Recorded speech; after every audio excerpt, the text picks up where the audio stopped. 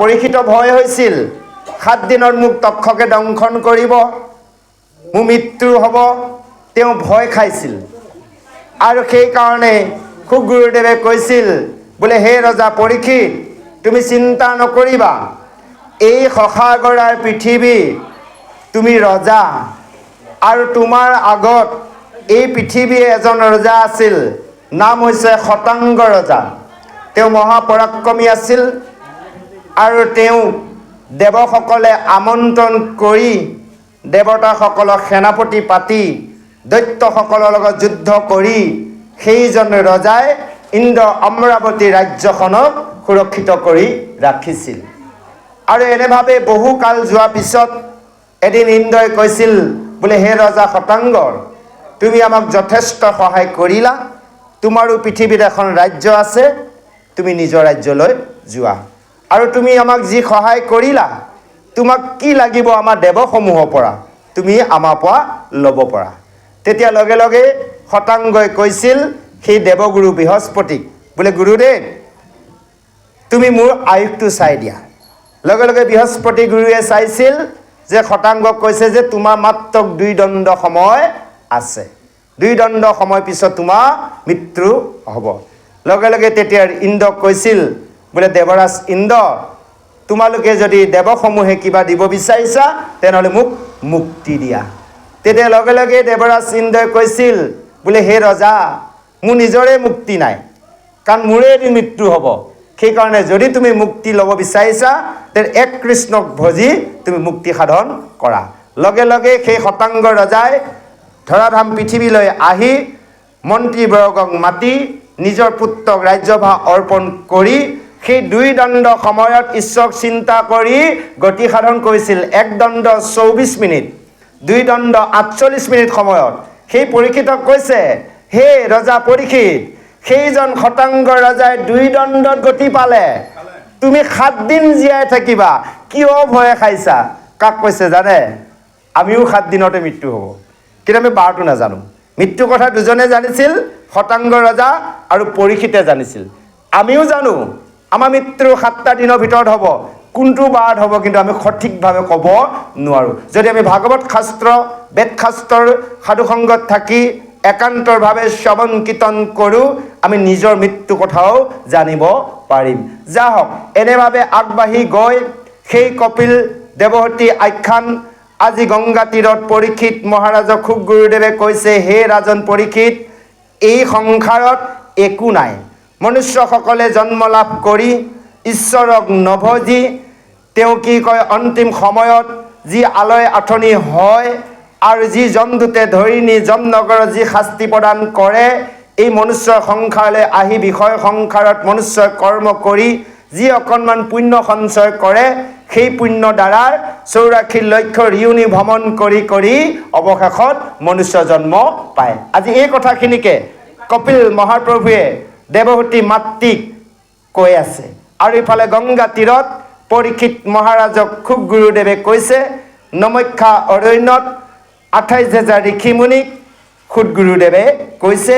একেখিনি কথাই আজি পুতনি তেলীয়া গাঁৱৰ ভদ্ৰেশ্বৰ বৰুৱা প্ৰভুজনক দিশত উল্লেখিত হৈছে। ইয়াৰ পদত কৈছে যে জীৱসমূহে এনেভাৱে আহি পুনৰ গৰ্ভত স্থিতি হয়, অৰ্থাৎ আপোনালোক আমাৰ জন্মৰ কথা কৈ আছে যে এনেভাৱে গৰ্ভত স্থিতি হয় তেওঁলোকে এদিনৰ পৰা আৰম্ভ কৰি 10 দিনত কেৱল মাত্ৰ কি হয়, 1 ৰাতিত এটাৰ স্পট হয়। অৰ্থাৎ কেনেভাৱে হয় যে সেই ব্ৰহ্মৰ দ্বাৰাই গৰ্ভত সন্তান স্থিতি হয়। কৈছে যেতিয়া আছিলি মন্ত্ৰই ব্ৰহ্মকুণ্ডত বাৰীৰূপে স্থিতি ভৰিলা পিতৃৰ শিৰত, পিতৃৰ ঔৰসে মাতৃৰ গৰ্ভত, 10 মাসে 10 দিনে সেই সন্তানটি পৰিপূৰক হয়। 1 ৰাতিত কৈছে এটা স্পট হয়, 10 দিনত এটা বগৰী গুটি দৰে হয়। এনেভাৱে সন্তানটি বাঢ়িবলৈ আৰম্ভ কৰে আৰু সেই সন্তানটি বাঢ়ি বাঢ়ি গৈ পুনৰ যেতিয়া 5 মাহ পৰিপূৰক হয়, 5 মাহত তেতিয়া সন্তানক গৰ্ভত জীৱ দিয়ে। আইসকলে আমাতকৈ বেছি জানে, কাৰণ আইসকলে প্ৰেক্টিকেলি গৰ্ভত সন্তান ৰাখি জন্ম দিছে। আমি শাস্ত্ৰ অধ্যয়নৰ দ্বাৰাহে আমি অনুভৱ কৰি বুজি পাইছোঁ। যেতিয়া 5 মাহত সন্তানটি জীৱ দিয়ে তেতিয়া সন্তানটি ঘূৰিবলৈ আৰম্ভ কৰে। সেইকাৰণে আমাৰ মানুহে কি কয় 5 মাহত পঞ্চামৃত খুৱায়। গতিকে এই 5 মাহৰ পৰা এটি সন্তান যেতিয়া গৰ্ভত জীৱ হয় তেতিয়া সেই গৰ্ভৱতী মহিলাগৰাকীৰ লগতে পৰিয়ালবৰ্গ কিন্তু খুব সচেতন হ'ব লাগিব। এই কথাখিনিকে আজি উল্লেখিত কৰিছে যে এনেভাৱে 5 মাহৰ পৰা 6 মাহ, 6 মাহৰ পৰা 7 মাহ এই যে জীৱ যেতিয়াৰ পৰা হ'ল সেই গৰ্ভত সন্তানে ভগৱন্তক স্তুতি কৰি থাকে, সদায় দৰ্শন পাই থাকে, সদায় ভগৱন্তক দৰ্শন পায়, স্তুতি কৰি আছে। সেই কথাখিনিকে আজি মানে প্ৰভুজনে সুন্দৰভাৱে কীৰ্তন কৰি গৈছে যে এনেভাৱে সন্তানটি স্তুতি কৰি আছে, ভগৱন্তক সাক্ষাৎ দৰ্শন পাইছে। এতিয়া এইখিনিতে প্ৰশ্ন এটা আহে, আমি আহিছোঁ যেতিয়া 2 ঘণ্টামানৰ কাৰণে অলপ কথা পাতিম ভাগৱতৰ কথা। আচ্ছা যা হওক, এতিয়া আমি বহুত দেখোঁ এয়া মোৰ ল'ৰা, এয়া মোৰ ছোৱালী, হয়নে বাৰু, ইত্যাদি ইত্যাদি কৰে। আচলতে সেইটো আমাৰ অজ্ঞান। কাৰণ চাওক, ভগৱন্তৰ কৃপাত সেই পিতৃয়ে কি কৰে, অকণমান বীৰ্যদান দিলে, তাৰ বাবে পিতৃ 1%। আৰু মাতৃ গৰ্ভত এই যে বীৰ্যকণ ধাৰণ কৰিলে মাতৃও 1%, মানে 1%। আচ্ছা, এতিয়া এই যে খোৱা বোৱা যোগাৰ ধৰি আছে আলপচন মানে মাতৃগৰাকীক, তাৰ বাবে পিতৃয়ে যোগাৰ ধৰি আছে নহয়, ভৰণ পোষণ 2% পালে। মাতৃগৰাকীয়ে গৰ্ভত ৰাখি সন্তানটি দুখ কষ্ট যান্ত্ৰণা ভোগ কৰি ৰাখি আছে, তাৰ বাবে মাতৃগৰাকীৰ 2%। পিতৃগৰাকীয়ে আকৌ সেই সময়ত শিশু জন্ম হোৱা সময়ত তেওঁক খোৱা বোৱা যোগাৰ কৰাৰ বাবে যা যতন পঢ়া শুনাৰ পৰা ধৰি 3% পালে। মাতৃয়ে স্তনদান দিলে, গু মুঠ ধুৱালে, গতিকে মাতৃও থাকিব 5%, 5%, আৰু পিতৃও থাকিলে 3%, এই হ'লে 8। এইখিনিহে আমাৰ প্ৰতিজন মনুষ্যৰ সংসাৰত ল'ৰা ছোৱালীৰ ওপৰত অধিকাৰ, বাকীখিনি ভগৱন্তৰ ওপৰত। আজি ইয়াতে চাওক, কেৱল বীৰ্যদান দিলে, গৰ্ভত বীৰ্যকণ ৰাখিলে, এই যে হাত ভৰি ছাল নোম নখ ধৰণে প্ৰভু চকু কাণ কোনে লগাই দিলে বাৰু, কেৱল ভগৱন্তই দিলে। আজি চাওক, প্ৰতিটো মুহূৰ্তত ভগৱন্তই সেই সন্তানটিক দৰ্শন দি আছে, সন্তানটিয়ে ভগৱন্তক স্তুতি কৰিছে, কৈছে হে প্ৰভু এই গৰ্ভৰ পৰা তুমি মোক কি কৰা, প্ৰথমে স্তুতি কৰিছে তুমি বাহিৰলৈ লৈ যোৱা। সেই মাৰ গৰ্ভ হৈছে নৰক, যে এই নৰক যান্ত্ৰণা এতিয়া আমি দেখোঁ 10 মাহ, 10 মাহৰ বাবে তেওঁৰ বাবে 10,000 বছৰ যান্ত্ৰণা ভুগি আছে সেই শিশুৰে।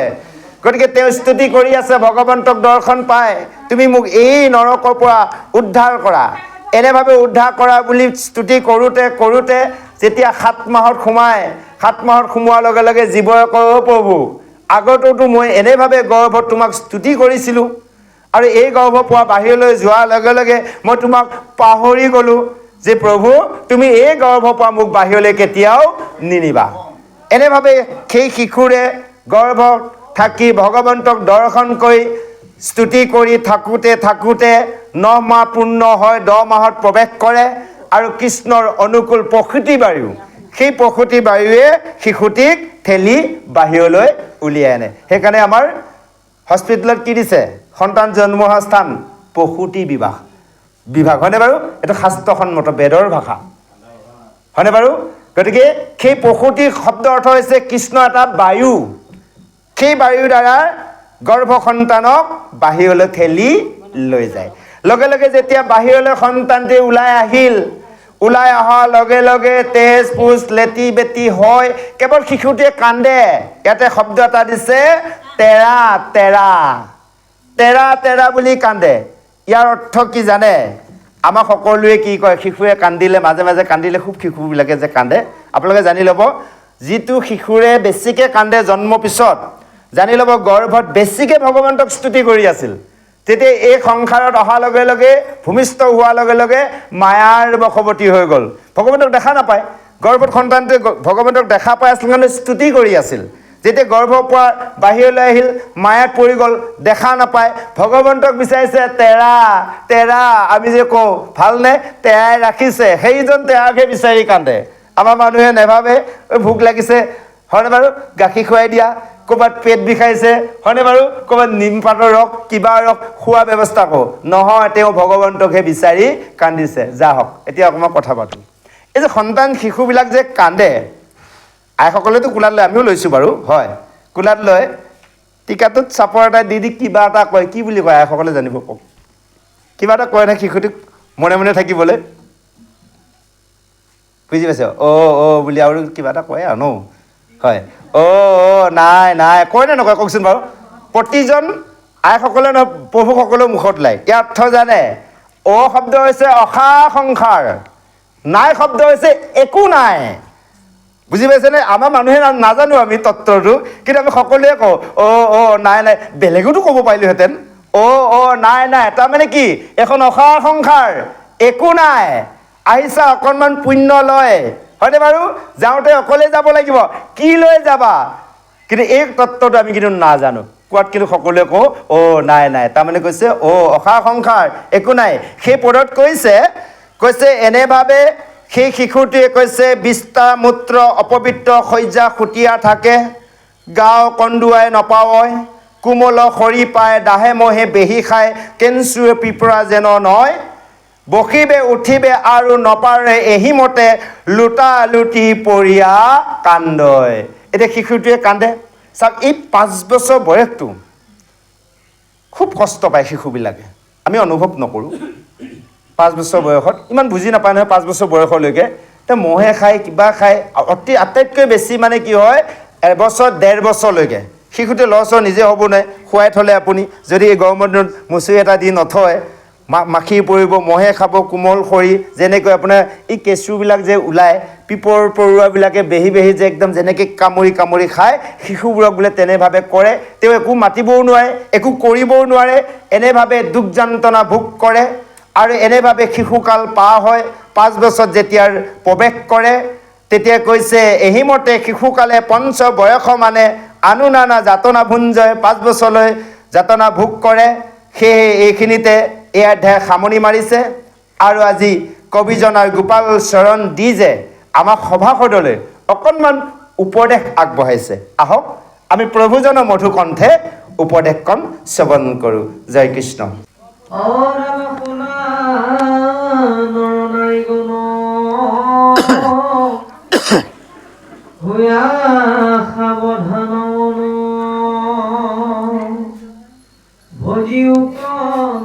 কৃষ্ণৰ আচৰণে তেবে সেতুৰ ঘূৰাইতো গৰ্ভবাস মহাদুখ অতৰিবা মহায়তনে।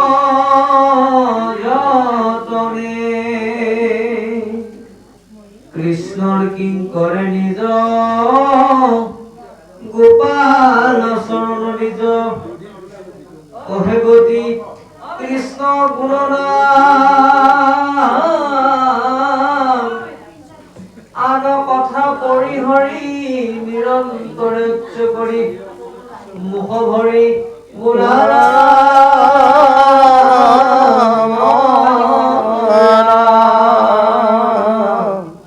হৰি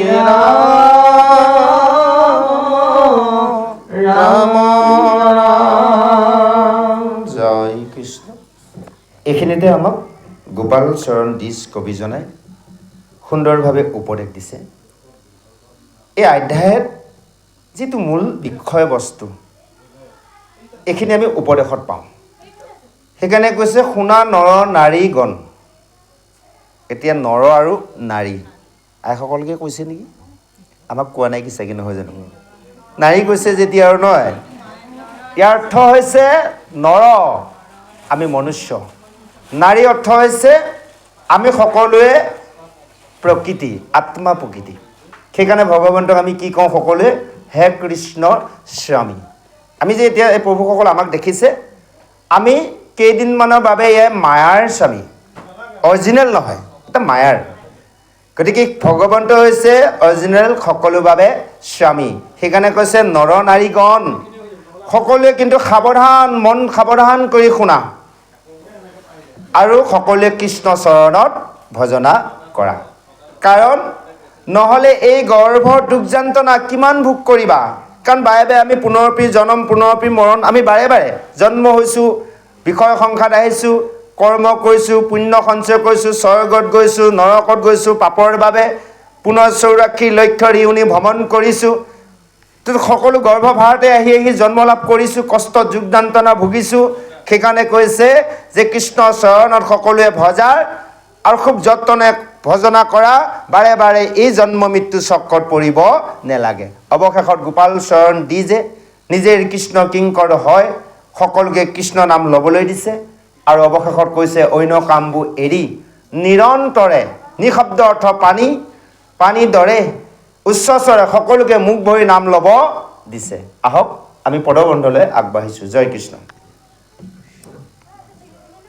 কপিল মনতি মাও শুনিও হাপ্ৰত যেন দুখ পাৱে জীৱে পৌগন্দ কালত পঢ়িবাক দেউতাক গুৰুৰ গৃহত নপঢ়িয়া খেলি খেলি অফুৰয়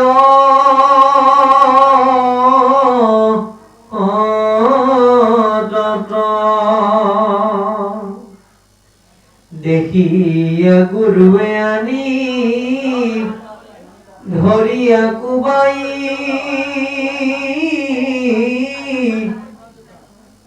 আতা সপাৰিয়া দুখে দণ্ডা যোগ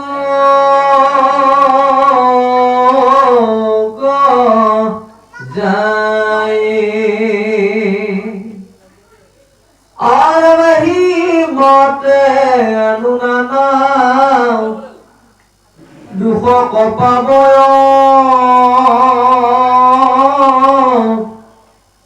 অনন্তৰীয়া সীতাৰ যৌৱন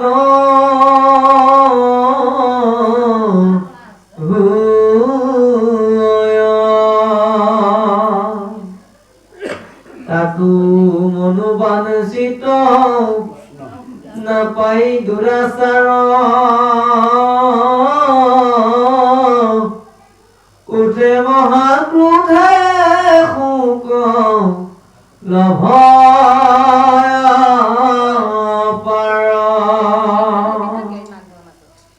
দেহে সমে ক্ৰোধ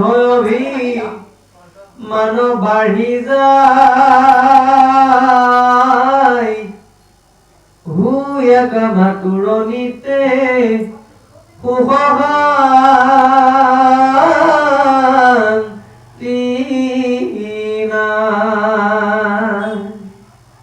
পৰে সমে আপোনাৰ বিনাশ প্ৰতি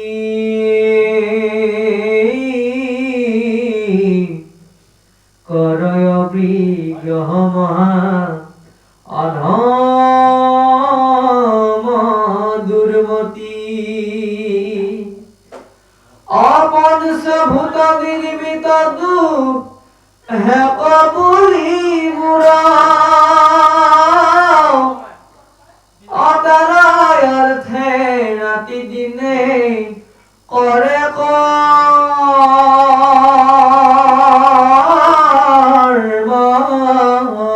ঘূৰা নকৰে মুহূৰ্ত ভক্তি নাহি সাধু সংগ দুৰ্জনৰ সংগে মাত্ৰ কৰে ৰংগ ভংগ কৃষ্ণ উদৰক মাত্ৰ উহাভাৰ বক্ষণ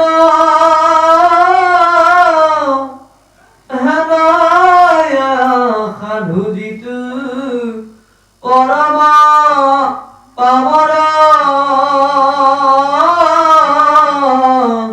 দুৰ্জন অৰব যাবে যাই তাৰ পথে কৰিলে আশ্ৰয় তেৱে পুনৰপি ঘূৰ নৰকে পৰই সত্য শৌচ তপয়াদি যতে গয়াচয় অসন্তৰ সংগীটো হবে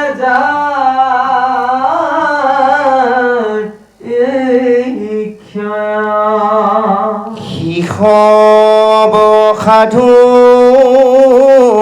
মহা অসন্ত বৰ ইষ্ট্ৰী সমস্তৰ যেন কিয়াৰ বানৰ অৰাম ৰাম তাসম্বাৰ সংগ কদা চিতু নকৰো ক মহাবুদ্ধি মন্ত সন্ত হুৱে যিটো লোক জয় কৃষ্ণ। এতিয়া এই পদছন্দত কপিল মহাপ্ৰভুৱে দেৱহূতি মাতৃক কৈছে। এতিয়া দেৱহূতিনো কোন? বুজি পাইছে? দেৱহূতি কোন? যে যিসকলে নিজৰ লগত থকা 14জন দেৱতত্ত্ব আমাৰ প্ৰত্যেকৰ লগতে আছে, আপোনালোকৰ লগতে আছে। যিজনে ভগৱন্তৰ নামত আহুতি দিব পাৰিলে তাৰ নামে হৈছে দেৱহূতি। আমিতো দেখিছোঁ দেৱহূতিয়েতো সকলোৱে আহুতি দিলে, বিষয় বৈৰাগ্য ভাৱ আনিলে। কাৰণ তেওঁ যৌৱন অৱস্থাতে যিজন স্বামীক পালে, কদম্ব ঋষিক, স্বামী সেৱা কৰোঁতে কৰোঁতে তেওঁ নিজৰ গোটেই শৰীৰটো শুকাই খিনাই গ'ল। কোনোদিনাখন স্বামীৰ পৰা একো মগা নাছিল। গতিকে আমি কি বিচাৰোঁ?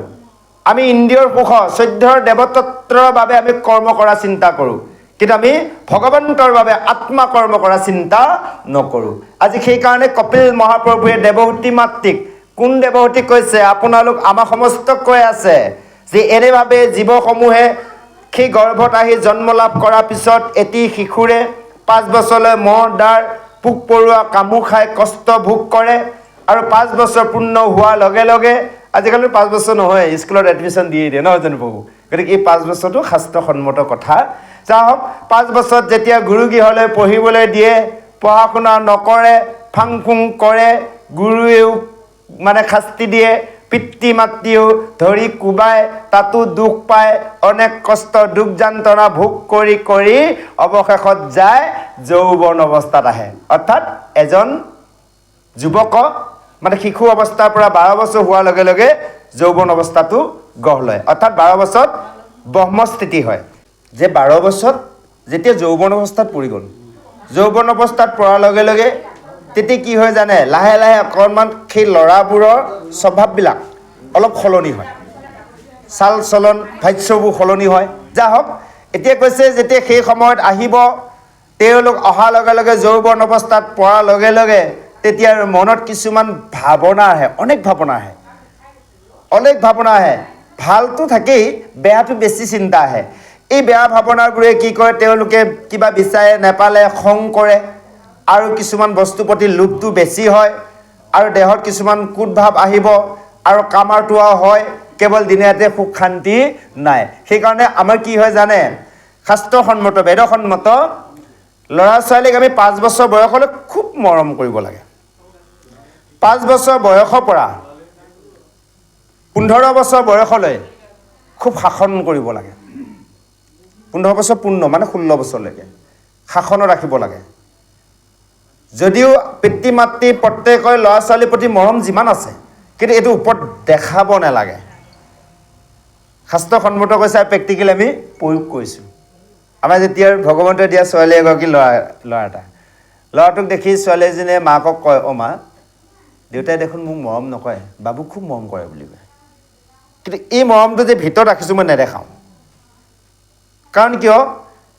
কৈছে 5 বছৰৰ পৰা শাসন কৰিব দিছে 15 বছৰলৈ 15 বছৰ অতিক্ৰমকৈ 16 বছৰ হোৱাৰ লগে লগে তেতিয়া ল'ৰা বা ছোৱালীজনীৰ লগত বন্ধুত্বপূৰ্ণভাৱে ব্যৱহাৰ কৰিব দিছে কথা পাতিব দিছে তে সেই ল'ৰা ছোৱালী কেতিয়াও জীৱনত ভুল কৰিব নোৱাৰে আমি কি কৰোঁ জানে নাজানে সেই সময়ত আমি একো নকৰোঁ মৰমতে পাৰ কৰাই দিওঁ যেতিয়া 18 বছৰ হ'ল সংগ লগত ঘূৰিব অকমান ৰংগ ঢংগ কৰিব তেতিয়া শাসন কৰা আমি আৰম্ভ কৰোঁ নহ'ব শাসন কৰা সময় আমি অতিক্ৰম কৰি গুচি গ'ল গতিকে সেইখিনি আমাৰ ভুল হয় সেইকাৰণে আমি ল'ৰা ছোৱালীক খুব নজৰ ৰাখিব লাগিব আৰু এই ব্যৱস্থাটো শাস্ত্ৰসন্মত এনেভাৱে কৰিব লাগিব যাওক সেই কৈছে এনেভাৱে এই পঞ্চভূতি দেহটোকে মুখ বুলি ভাবি তেওঁলোকে গৌৰৱ কৰে অৰ্থাৎ আমাৰ শৰীৰটো 5টা ধাতুৰে তৈয়াৰ ক্ষিতি অপৰ তেজ মুঠ বম যদিও 24 তত্ত্বৰ দেহ গতিকে এই শৰীৰটোক লৈ অহংকাৰ কৰে মোৰ শৰীৰ বুলি আৰু দিনে ৰাতিয়ে তেওঁলোকে কৰ্ম কৰে কোনে কৰে সেইজন ল'ৰা কথা কোৱা নাই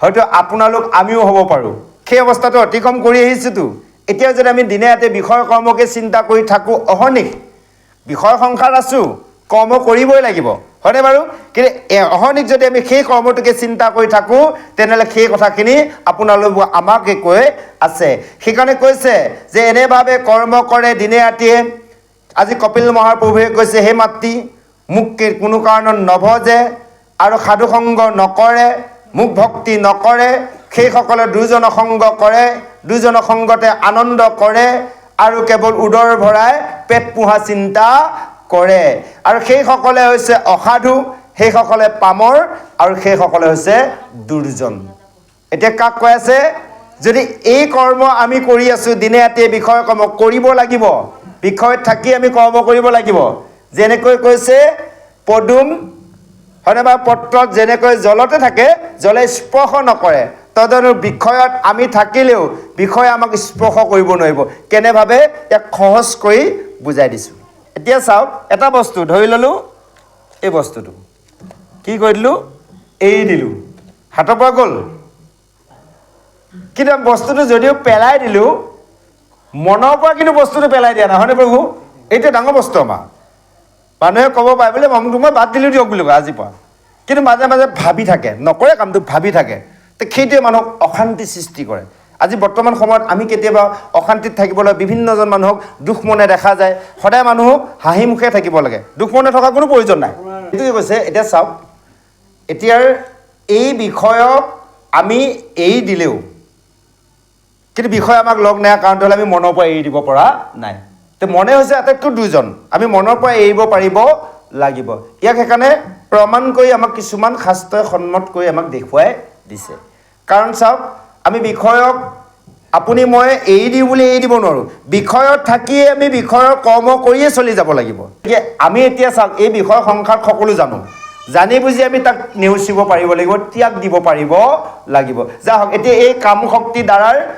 আজি বৰ্তমান সময়ত যি সমস্যা হৈছে এই কাম শক্তিটো আমি দমন কৰা উপায় হৈছে কেৱল গুৰুত আশ্ৰয় গ্ৰহণ কৰি শৰণ ভজনৰ মাৰ্গে সাধু সংগতে আমি ইয়াক দমন কৰিব পাৰিম এতিয়া কামে সকলোকে জয় কৰি থৈছে আপোনালোকে চাওক কোনোজন মানুহে ক'ব নোৱাৰে যে মই কামক জয় কৰিব পাৰিছোঁ কামেহে কিন্তু আমাক জয় কৰি থৈছে তাৰ প্ৰমাণ কৰি এদিনাখন চাওক যেতিয়াৰ সেইজনাৰ নাৰদে গৈ আছিল কামদেৱে নাৰদক দেখি হাঁহিছিলে নাৰদে লাজো পাইছে কাৰণ নাৰদকো জয় কৰি থৈছে নহয় কামদেৱে জিকি থৈছেতো তাৰপিছত তেতিয়া নাৰদক কৈছিল কামদেৱে বোলে হেৰা নাৰদ এই বিশ্ব ব্ৰহ্মাণ্ডত মই সকলোকে হেৰুৱালোঁ তোমাৰ দৃষ্টিত যদি কোনোবা আছে মই হেৰুৱাব লগা তুমি কোৱাচোন তাৰ নামটো তেতিয়া নাৰদে ক'লে বোলে হেৰি নহয় কামদেৱ আছে এজন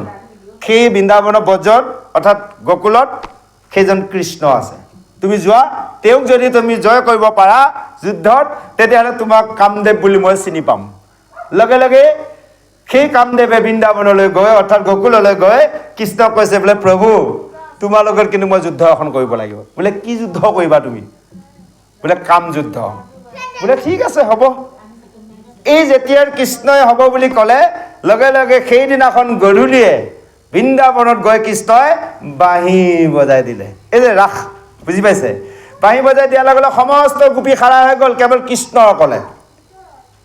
তেতিয়া কামদেৱক কৃষ্ণই কৈছে বোলে, হেৰা কাম, তুমি এতিয়া কিমান পাৰা তোমাৰ অস্ত্ৰ ব্যৱহাৰ কৰা। কামদেৱে যিমান শক্তি আছিল শৰীৰত, পঞ্চৰ বান নিৰ্মাণ মানে প্ৰয়োগ কৰিছে কৃষ্ণলৈ, কেৱল কৃষ্ণক একো কৰিব নোৱাৰিলে। এই লীলাখন কৰি কিয় দেখুৱালে যে আমিও এই বিষয় সংসাৰত আমিও জিনিব লাগিব।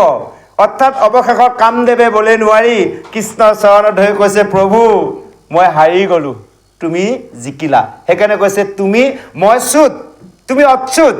এই যে অচ্যুত কেশৱ বিষ্ণু হৰি সত্য জনাৰ্দন, অচ্যুত নামটো কেৱল কামদেৱে দিছিল কৃষ্ণ। আমি জানিব লাগিব, যদি 8টা মুখ্য নাম, 108টা যদিও এই 8টা মূল, গতিকে এই অচ্যুত নামটো কেৱল কৃষ্ণক দিছিলে সেইজন কামদেৱে। কৈছে মই চ্যুত, তুমি অচ্যুত, যে প্ৰভু তুমি মোক ক্ষমা কৰি দিয়া, মই হাৰিলোঁ, তোমাৰ চৰণ তলত ঠাই দিয়া। তেতিয়া কামদেৱক কৈছিল বোলে হ'ব, তোমাক মই পুত্ৰৰূপে গ্ৰহণ কৰিম। সেইকাৰণে প্ৰথম পুত্ৰ কৃষ্ণ কোন? সেইজন প্ৰদ্যুম্ন। প্ৰদ্যুম্ন কোন? কামদেৱ। কামদেৱে কাৰণ শিৱকো হেৰুৱাইছে। শিৱক যেতিয়া ধ্যান ধাৰণা কৰি থাকোঁতে তেওঁ কাম যেতিয়া বান নিৰ্মাণ কৰিলে, শিৱৰ 2টা চকু বেজাত 3 নম্বৰ চকু খোল খাই গ'লগৈ। যোৱাৰ লগে লগে তেওঁ পুৰি ভস্ম হ'ল। এই যে আত্মাটো থাকি গ'লগৈ, সেইকাৰণে কৃষ্ণই প্ৰথম পুত্ৰ হিচাপে তেওঁক কি কৰিলে? পুত্ৰৰূপে গ্ৰহণ কৰিলে। হয় প্ৰভু, আছে বাবু।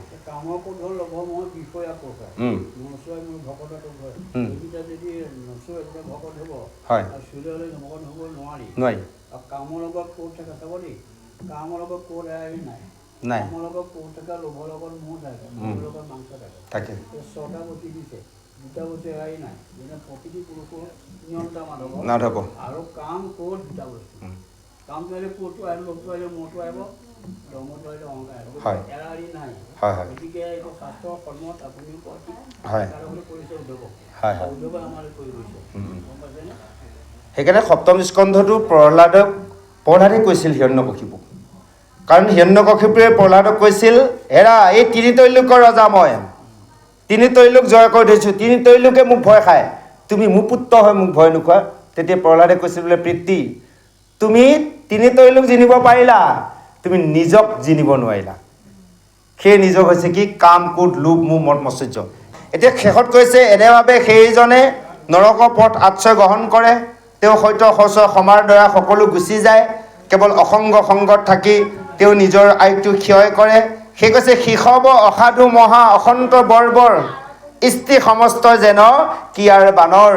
যে সেইসকলে হ'ল অসাধু, সেইসকলে হৈছে মহাৰ মূৰ্খ, সেইসকলে হৈছে অসন্তৰ, কেৱল স্ত্ৰীসকলৰ লগতেই সেই জীৱন যাপন কটাই, কেৱল বিষয় সংসাৰতে থাকি কৰ্ম কৰি খোৱা বোৱাতে ব্যস্ত হৈ থাকে।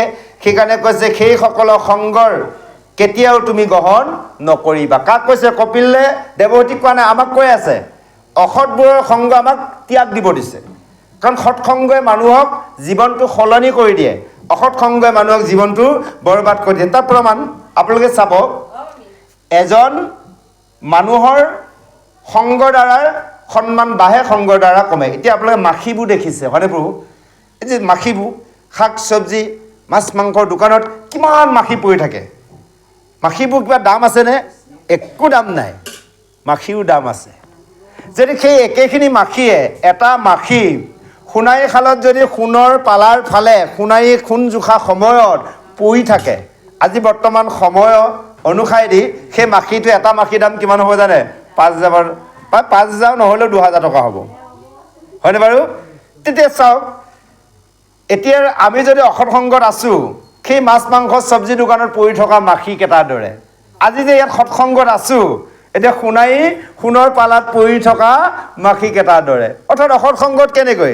এতিয়া এই সন্ধিয়া সময়ত আপোনালোকে এইখিনি হয়তো যদি ক'ৰবাত ৱাইন শ্বপ আছে, তাৰ সন্মুখত যদি এজন ভকতে কিবা কাৰণত এনেই খাৰা হৈ আছে, কোনোবাই দেখিলে বা এইটো অমুক কামটো কৰা অভ্যাস আছে কাৰণে সন্ধিয়া সময়ত ৱাইন শ্বপৰ সন্মুখত আহিল, হয়নে বাৰু? নক'বনে বাৰু? নাখায়, তেওঁ কিবা কাৰণত হৈ আছে। সেইকাৰণে ভকতিৰ দিশটোত আগবঢ়াৰ লগে লগে বিভিন্ন দিশ আমি লক্ষ্য কৰিব লাগিব, নিৰ্ণয় কৰিব লাগিব, ক'ত যোৱা ভাল, ক'ত যোৱা বেয়া, হয়নে বাৰু? গতিকে যদি এজন কৰি থকা মানুহো হয়, ৰাতিপুৱাই যদি ধুতি গামোচা চেলেং লৈ নামঘৰ মুখত এনে কাৰোবাৰ ৰৈ আছে, কোনোবাই দেখিলে ভাবিব বা অমুকা সলনি হ'ল দেই, ৰাতিপুৱা নামঘৰত সেৱা কৰি আছে, জয় কৃষ্ণ, বুজি পাইছে? গতিকে এয়া সংগ, সেইকাৰণে কৈছে এইবোৰ অসত সংগ কেতিয়াও নকৰিবা, আৰু যিসকল মহাবুদ্ধিমন্ত সন্ত হয় সেইসকলে কেতিয়াও এনে লোকৰ সংগ নকৰে। আহক আমি পিছৰ পদলৈ আগবাঢ়িছোঁ। জয় কৃষ্ণ। খাটাং আপুনি ক'লে শাস্ত্ৰ কৰ্মত, হয় ইয়াতে কৈছে যে শুনা সভাসদৰ হৈ নিৰ্বাহ শাস্ত্ৰ নহয় নাম ভাগৱত সাধু সং মনুৰ পৰা শ্ৰৱণ কীৰ্তন কৰা পৰিহৰ পাখণ্ড আছে। আচাৰ এইটো আপুনি কোৱাটো এইটো শাস্ত্ৰে কৈছে, কিন্তু এৰিছোঁ জানো কৈহে আছে, কৈ আছোঁ। আকৌ গুৰুজনে কৈছে আলহী নিচিবি ঠাই ভঙি ভকতক কীৰ্তন মাৰিবি, এতিয়া ভকতক পায়। ভকত পাবলগীয়া আলহী কোন আছে? ভঙি ভকতক সেই কাম কোন ৰখিলে বোলে চিৰিকিল মাৰি ভকতক সময় জানি আপুনি কাক চিৰিকিল মাৰি এৰাই? হয় হয়, আপুনি কিবা এটা লৈ আছে নহয়, হয়, আপুনি কি ভাবে আহে? যদি কাম কোন লওঁ মোৰ থাকিলে আপুনি আহিব নোৱাৰে। নোৱাৰে। সেইকাৰণে প্ৰভু কৈছে, নাপায়। চাওক, এজন ৰোগী, তেওঁ বেমাৰ হৈ আছে, ডক্তৰ ট্ৰিটমেণ্ট চলিছে, ডক্তৰে ভাল ঔষধ দিছে, এই ঔষধ খালে বেমাৰ ভাল হ'ব। ৰোগীজনে যদি ঔষধটো লাইছে, চুইছে, থৈছে, বেমাৰ ভাল হ'বনে? নহয়।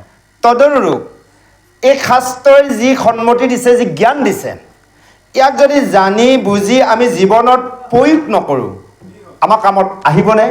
কেতিয়াও নাহে। সেইকাৰণে আপোনালোকে আশীৰ্বাদ কৰক, ভগৱন্তই কৃপা কৰক, আমি জীৱনত কিন্তু প্ৰয়োগ কৰাৰ চেষ্টা কৰিছোঁ। অকল নিজে ভকত হোৱাৰ চিন্তা কৰা নাই, পৰিয়ালবৰ্গক ভকতি লাইনলৈ অনাৰ চিন্তা কৰিছোঁ। ভগৱন্তৰ কৃপা, আপোনালোকৰ আশীৰ্বাদ। কাৰণ ল'ৰা ছোৱালীয়ে সেৱা নকৰালে আমাক ক'লৈকো যাবও নোৱাৰে, পানী গিলাচো গ্ৰহণ কৰিব নাই। এই সিদ্ধান্ত, বেদৰ সিদ্ধান্ত, আমি এনে ব্যৱস্থা কৰিছোঁ। সেইকাৰণে শাস্ত্ৰৰ জ্ঞান আমি জীৱনত যিমান পাৰোঁ, সকলোতো আমি নোৱাৰোঁ, আমাক বিশেষ বিশেষ প্ৰয়োজনীয় জ্ঞানবোৰ আমি জীৱনত প্ৰয়োগ কৰা ব্যৱস্থা কৰিব লাগিব। তাৰ নামেই হৈছে ভক্তি, এয়াই হৈছে ধৰ্ম মূল সুঁতি। আহক আমি পিছৰ পদলৈ আগবাঢ়িছোঁ। জয় কৃষ্ণ। ৰাম আনসংগে জীৱ তেনমতে বন্ধন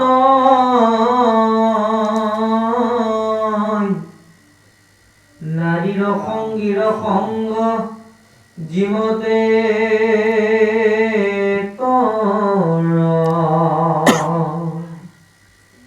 স্থিৰ সংগ সমস্তে অনৰ্থ মাত্ৰ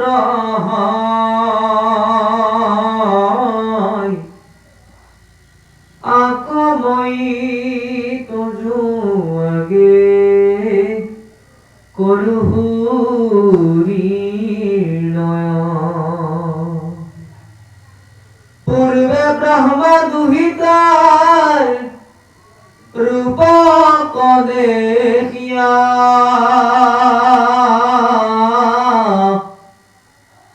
ভৈল বিমোহিত কামে মৰ দিলে কহিয়া মৃগী ৰূপ ধৰি সৰ সতী পলায়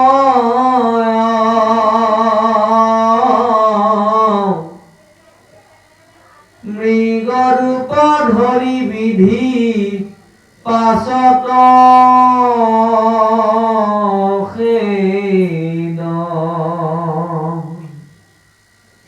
তাহান সৃষ্টিত যত যত প্ৰাণী স্ত্ৰী নুমুহিবে হেন কেহু নাহি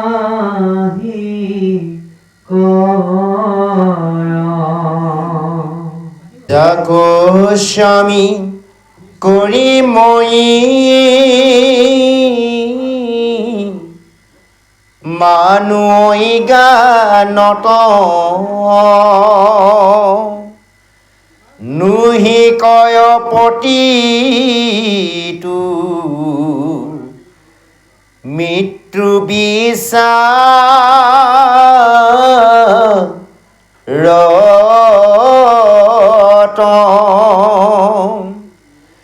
এহি মতে গুণী যিটো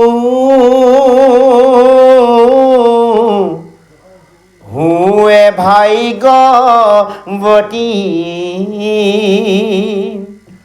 পতি পুত্ৰ এৰি মুত কৰো কতি এই কথাটো যে আপোনাৰ এ ৰাম পুৰুষেও পুত্ৰ ভাইজা সংগ পৰি হৰি ৰাতি দিনে মুহুক ভজুক যত্ন কৰি এহি মতে তজু আগে কৰিলো বে কত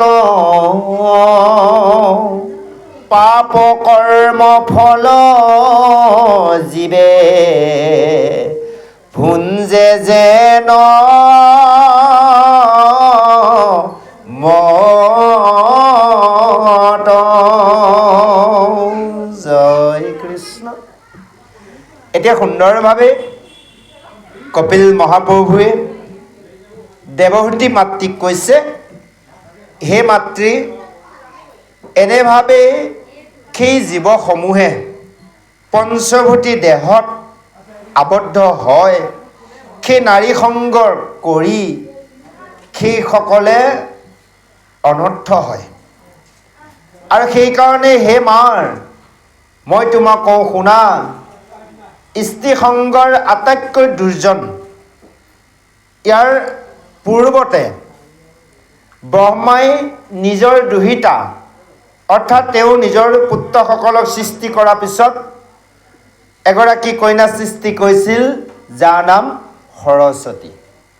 সেইগৰাকী নিজৰ কন্যাগৰাকীক দেখি নিজৰ দুহিতাৰ ওপৰত কামাতুৱা হয় সেই ব্ৰহ্মাই নিজৰ কন্যাগৰাকীক হৰণ কৰিব বিচাৰিছিল।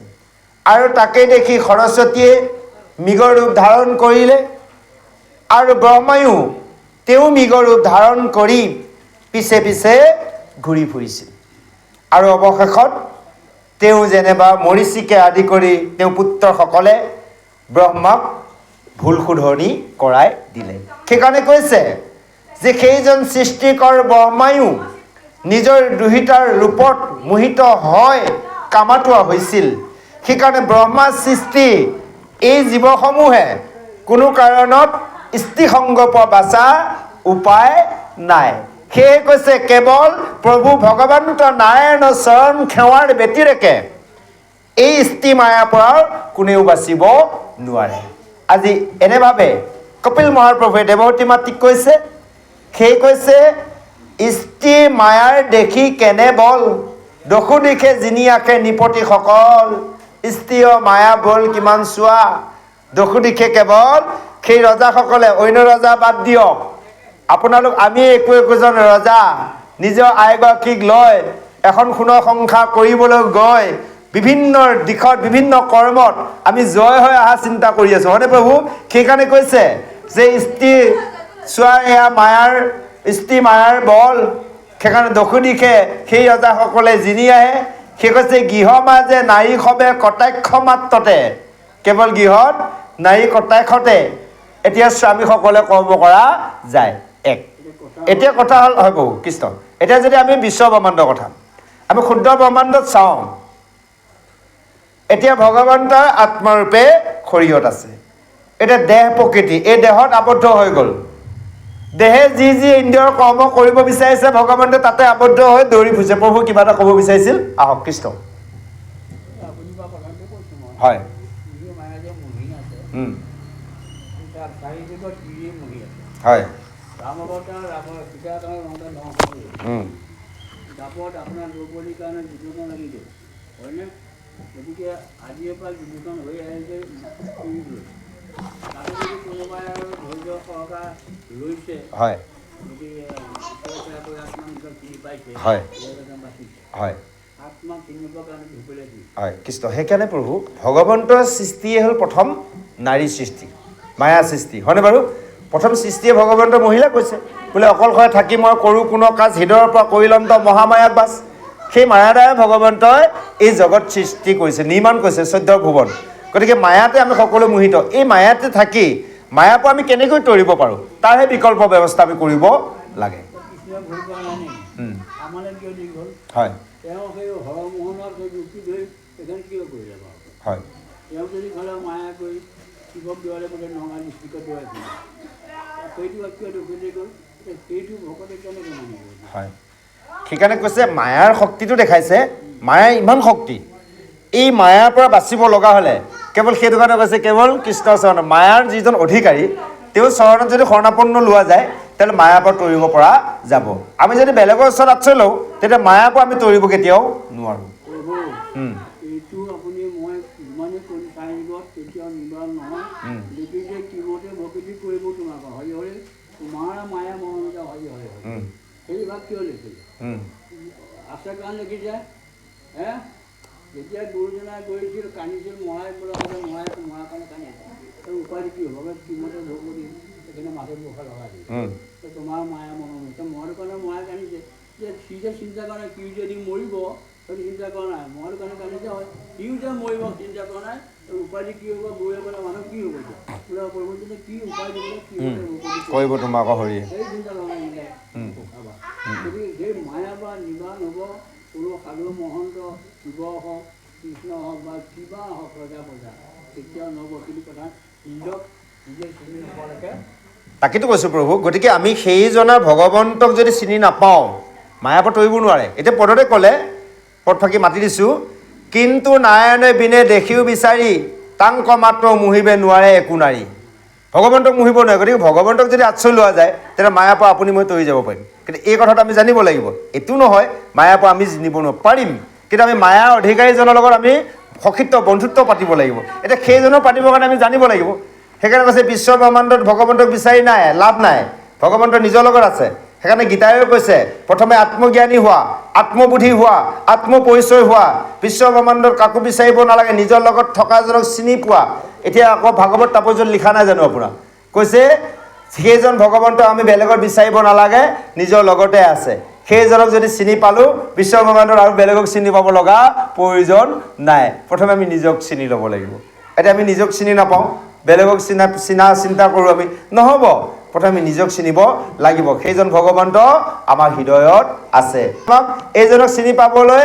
কি হৈছে জানে এইবোৰ অৱস্থাৱে ঢাকি ৰাখিছে গীতাত লিখিছে বস্তুক আৱৰি আশ্ৰয় অৱস্তু হয়নে বাৰু এইবোৰ অৱস্তু আমি অৱস্তুবোৰক যত্ন কৰি আছোঁ আচল বস্তুটো কিন্তু আমি যত্ন কৰা নাই ভোক লাগিছে খাব বিচাৰিছোঁ কিবা এটা চাবলৈ মন গৈছে চকুৱে চাইছোঁ কিবা এটা শুনিবলৈ মন গৈছে কাণেদি শুনিছোঁ কিবা এটা খাবলৈ মন গৈছে খাইছোঁ ক'ৰবালৈ যাবলৈ মন গৈছে গৈছোঁ কিবা এটা ল'বলৈ মন গৈছে লৈছোঁ এইটো ইন্দ্ৰিয় কৰ্ম কৰি আছোঁ আত্মা কৰ্ম কৰা নাই আত্মাই কি বিচাৰিছে আত্মাই বিচাৰিছে কেৱল ভগৱন্তৰ নাম সাধু সংগ কৰা এতিয়া আমি আত্মাক নিবিচাৰি কেৱল কাম বিচাৰিছোঁ 14 ইন্দ্ৰিয় তত্ত্ব কৰ্ম কৰিছোঁ আত্মা তত্ত্ব কৰ্ম কৰা নাই সেইকাৰণে আমি আত্মাৰ কৰ্ম কৰিব লাগিব আত্মবুদ্ধি হৈ আত্মক চিনি পাব লাগিব শাস্ত্ৰই সেইকাৰণে কৈছে বেদে কৈছে প্ৰথমে নিজে ভকত হোৱা ইন্দ্ৰিয়বৰ্গক ভকত বনোৱা আৰু আত্মাক চিনি লোৱা পৰিয়ালটিক ভকতি লাইনলৈ অনা তাৰপিছতে তুমি আনত ভকত বুলি পৰিচয় দিবা আহক আমি পিছপদলৈ আগবাঢ়িছোঁ জয় কৃষ্ণ কৃষ্ণ কৃষ্ণ এইখিনিতে কথাটো হ'ল কি হয় যেতিয়ালৈকে আপুনি নিজক শুদ্ধ কৰিব নোৱাৰে হয় তেতিয়ালৈকে আপুনি ভকতি মাৰ্গ নাপায় নাপায় বহু সেইকাৰণে প্ৰথম কথা হ'ল আমি নিজেই নিজক প্ৰথম শুদ্ধি কৰি ল'ব লাগিব হয় যিমানখিনি আপুনি তত্ত্বৰ কথা কৈ আছে এই তত্ত্বটোৰ উত্তৰটো সেইটোৱে নহয় জানো হয় বাবু সেইটোৱে হয় প্ৰথম হ'ল নিজক শুদ্ধ কৰা নিজক শুদ্ধ হ'ব কিন্তু আনক শুদ্ধ কৰাৰ আগত নিজে শুদ্ধ হ'ব লাগিব নিজে হ'ব লাগিব বহু আনক দুআষাৰ কোৱাৰ আগত আপুনি নিজে সেই শুদ্ধ হৈ হ'ব লাগিব তেতিয়াহে আনক ক'ব পাৰিব হয় হয় আপুনি আজি যদি নিজে শুদ্ধ নহয় আনক কওঁতে কিয় আপুনিয়ে দেখোন সিদিনাখন সেই কৰ্মভাগ কৰিছে তেতিয়াতো আপোনাৰ মুখৰ মাত ধৰিব হয় হয় হয় প্ৰথম কথা হ'ল আপুনি আমি নিজক কৃষ্ণ প্ৰথম চিনি ল'ব লাগিব সেইটোকে কৈছে নিজে চিনিব তাৰমানে চাওক আপোনাৰ এইটো অলপ আগত ক'লোঁ ঔষধটো ভাল কৈছে বেলেগে ক'লে অমুকটো ভাল, আপুনি কৈ দিলে বা আমি কৈ দিলোঁ ভাল, তাক প্ৰেক্টিকেলি আমি ব্যৱহাৰ কৰিছোঁ নে? এইটো আটাইতকৈ ডাঙৰ বস্তু। ব্যৱহাৰ কৰিহে আনক ক'ব লাগিব অমুকটো কৰা ভাল বা অমুকটো বস্তু খোৱা ভাল, তাক কিন্তু ভাল গুণাগুণ আছে দেই, মই খাই ৰিজাল্ট পাইছোঁ, তেতিয়া ডাঠি ক'ব পৰা যায়। কাৰোবাৰ শুনি কোৱা কথা নহয়। এতিয়া কি হয়, আমি এতিয়া কি কৰোঁ যে আমি ক'বলৈ চেষ্টা কৰিছোঁ, পালন কৰিবলৈ চেষ্টা কৰা নাই। আচলতে কি পালন কৰিব লাগিব। যদি আমি জীৱনত পালন নকৰোঁ আমি জানিম কেনেকৈ ভাল নে বেয়া? কাৰোবাৰ পৰা শুনি পেলাই ক'ব নোৱাৰোঁতো আমি।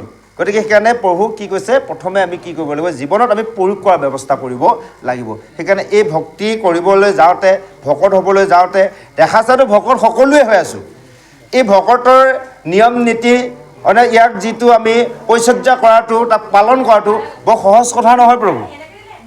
ত্যাগী হ'ব লাগিব। যদি ত্যাগী নহওঁ আমি ভকতি পূৰ্ণ কেতিয়াবা ভকত হ'ব নোৱাৰোঁ। আমি ত্যাগ দিব লাগিব। এতিয়া ত্যাগ দিব নোৱাৰিলে আমাৰ নহ'ব। তাৰ এতিয়া প্ৰমাণ দেখুৱালে চাওক।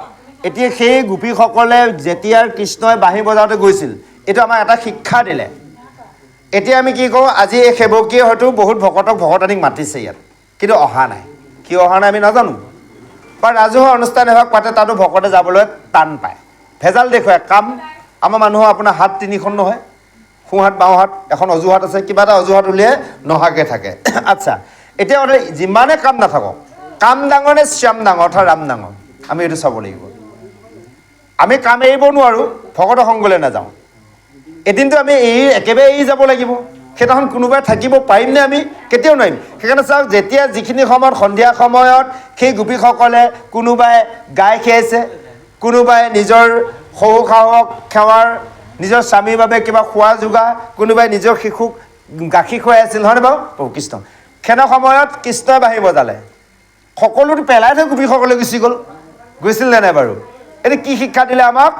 যে ভগৱন্তৰ নামৰ বাবে, ভগৱন্ত কৰ্মৰ বাবে আমি সকলো কাম পিছত থ'ব লাগিব, ভগৱন্তৰ নাম আগত ল'ব লাগিব।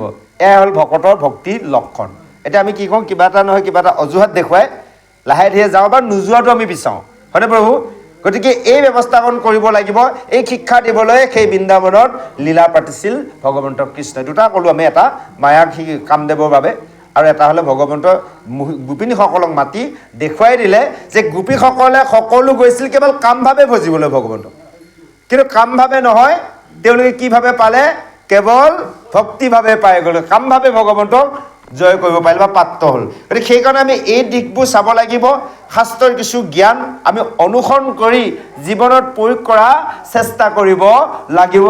তাৰ নামে হৈছে ভক্তি। আটাইতকৈ ডাঙৰ কথা প্ৰভু, এতিয়া চাওক, আপোনালোকৰ আমাৰ যদি পুৰণা কৰি থকা কৰ্ম অভ্যাস বেয়া, খাই থকা বেয়া খাদ্য, কৈ থকা বেয়া বাক্য, কৰি থকা বেয়া কৰ্ম, এইবোৰ যদি আমি এৰি দিয়া নাই, গোটেই জীৱনটো 4 বেদ 14 শাস্ত্ৰ 18 পুৰাণ ভাগৱত পুৰাণ পঢ়ি শুনি থাকিলেও জীৱনত কেতিয়াও আমাৰ ভক্তিপূৰ্ণ নহয়। কাৰণ আমাৰ লগত থকা বেয়া গুণ, বেয়া খাদ্য, বেয়া কৰ্ম, বেয়া বাক্য, এইবোৰ যদি আমি এপতকৈ এৰি ভালবোৰ গ্ৰহণ কৰোঁ, তাৰ নামে হৈছে ভক্তি। আমি এইটোহে কৰিব লাগে। এতিয়া চাওক, এই তীৰ্থলৈ যে যায় লোকসকলে, তীৰ্থলৈ গ'লেতো কিবা ওপৰত ত্যাগ দি থৈ আহে। কি দি আহে? নিজে দিব, ঈশ্বৰক অৰ্পণ কৰি দিব। নিজৰ আইগৰাকীক যেনিবা স্বামীজনে ক'ব পাৰে, বেলেগক কিন্তু ক'ব নোৱাৰে। এতিয়া এটা তীৰ্থলৈ গ'লে অতি বেছি আপুনি 3 পদ কিবা এৰিব, তাতকৈ বেছি এৰিব নোৱাৰে। এতিয়া এয়া চাওক, আজি ইয়াত মহান তীৰ্থ, ইয়াত সকলো তীৰ্থ উপস্থিত আছে। কৃষ্ণ চৰিত্ৰৰ নিৰ্মল কথাৰ উদাৰ জড়িত হোৱে প্ৰকাশ, গংগা আদিকৈ যত তীৰ্থ আছে প্ৰত্যেকে কৰে নিৰ্বাস। সকলো তীৰ্থ আছে। ইয়াতে আমি কি কি এৰো? নিজাৰ কথা।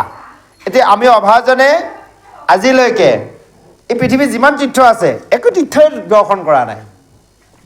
কেৱল ভাগৱত শাস্ত্ৰ মাধ্যমে সাধুসংগত সকলো তীৰ্থতে নিজৰ জীৱনত কৰি থকা বেয়া কৰ্ম, বেয়া খাদ্য, বেয়া বাক্য এপতকৈ ত্যাগ দিয়াৰ ব্যৱস্থা কৰিছোঁ। সেইকাৰণে প্ৰভুৱে হয়তো ক'ৰবাত অকণমান কিবা এপত ভাল দিছে নিশ্চয়। সেইকাৰণে দিয়াৰ বাবেহে আজি আপোনালোকৰ ওচৰলৈ আহি এই ভাগৱতৰ কথা আলোচনা কৰি আপোনালোকক সেৱাৰ এটা সুবিধা পাইছোঁ। নহ'লে পালোহেনে বাৰু? কেতিয়াও আমি নেপাওঁ। গতিকে চাওক, সেইকাৰণে আমি বেয়াটো এৰিব লাগিব। তাৰ উদাহৰণ, এতিয়া প্ৰভুজনৰ গৃহত এটা ঠাইত যদি নতুন পুৰণা দানলভ ভৰাই থৈ দিছে, নতুন দানলম আনিলে সেইকেইটা উলিয়াই নিদিয়ালৈ পুৰণাকেইটা তাত সোমোৱাবই নোৱাৰে। এতিয়া আমাৰ লগৰ আছে বহুতে কয়, এই আজি 40 বছৰ 50 বছৰ ভাগৱত পঢ়িলোঁ, এই ভাগৱতখনৰ ভালদৰে একোৱে বুজি পোৱা নাই বুলি কয়, গতিকে পাঠ পঢ়িয়ে ফুৰে। আৰু আমাক কয়, এই গোসাঁই আপুনি দেখোন আৰু 3 বছৰ 4 বছৰ ভাগৱত পঢ়িলে, আকৌ এতিয়া দেখোন ব্যাখ্যা কৰা হ'লে। আমি প্ৰথম পাঠ পঢ়িছিলোঁ 4 বছৰ প্ৰায় 5 বছৰ ৰানিঙত পৰিল, ভাগৱত পাঠ কৰি ফুৰিছিলোঁ। তাৰপিছত দেখিলোঁ ভাগৱতে পদে কয় কিবা, ব্যাখ্যা কৰে কিবা।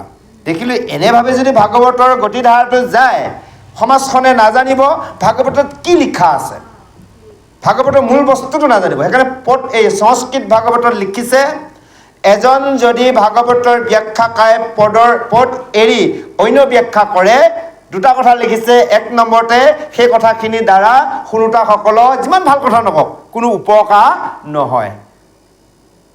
2 নম্বৰত আছে মূল কথাটো সেইজনক সেই ভাগৱতৰ আসনখন দিবৰ কাৰণে দিয়া নাই, যোগ্য নহয় বুলি কৈছে। আমি কওঁ সংস্কৃত ভাগৱতত আছে, 1ম স্কন্ধতে লিখিছে সংস্কৃত ভাগৱতত। গতিকে সেইকাৰণে পদ এৰি কেতিয়াও ব্যাখ্যা কৰিব নালাগে। হয়, পদে কিবা প্ৰাসংগিক কথা বুজাইছে, আমি তাত থুলমূলকৈ আলোচনা কৰিব লাগে। তাৰপৰা আমি মূল কিন্তু চেপ্টাৰ ভাগৱতৰ পদ এৰি দিব নালাগে।